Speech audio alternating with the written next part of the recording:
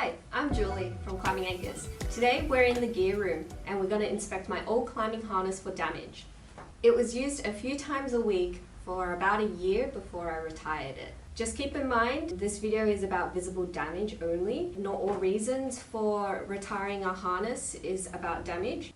If you want to read more about harnesses, check out the full article in the link below.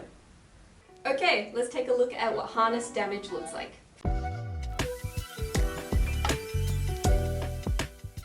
When inspecting a harness, go around the harness and look for damage like cut threads, excessive wear, tears and abrasions, or discoloration from exposure to chemicals or UV.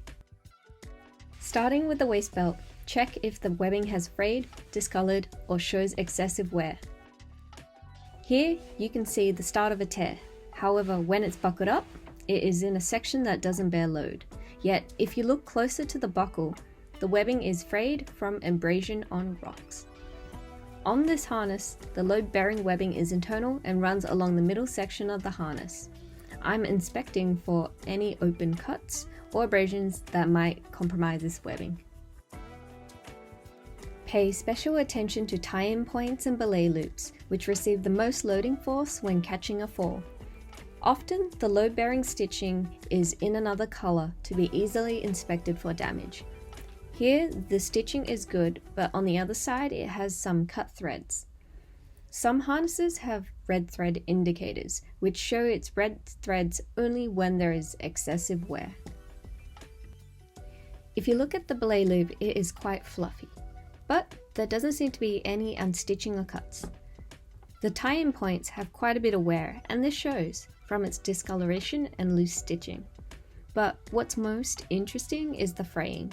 The wear is on the inside, where the contact of the tie-in points meet due to always having the pads constantly girth hitched on.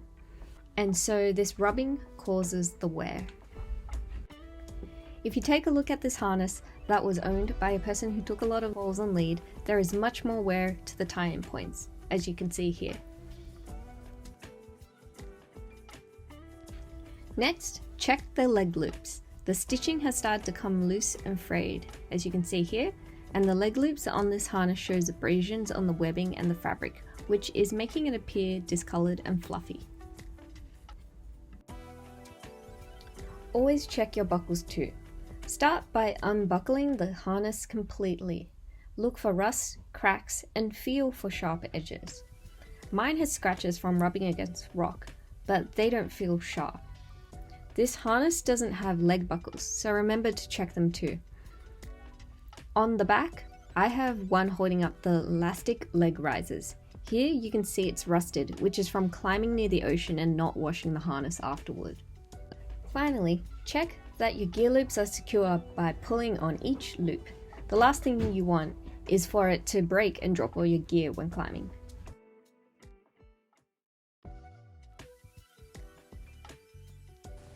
So how do you make a call about when to retire a harness?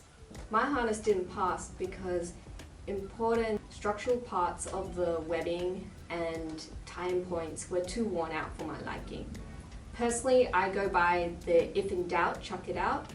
I don't like to take the risk with tears or cuts and will retire it when I see it. Some other climbers use the 10% rule to determine whether a harness is still safe. This rule pretty much dictates that if the structural part of the harness is 91% intact, then it's still usable. At 10% damage, you should retire it. Just remember, replacing your harness in due time is beneficial to both your safety and your partner's safety. Most manufacturers suggest at the very minimum inspecting your harness every 12 months. However, the more you use your harness, the more often you should inspect it. I personally inspect my harness every time I put it on. Why? It helps me feel confident in my harness knowing it's reliable. And that's all for today. If you're thinking about changing your harness, feel free to swing by the store if you have any questions. Check out our spring cleaning sale while you're there. For 20% off. For 20% off. Does that look weird? I don't know, I think it's good.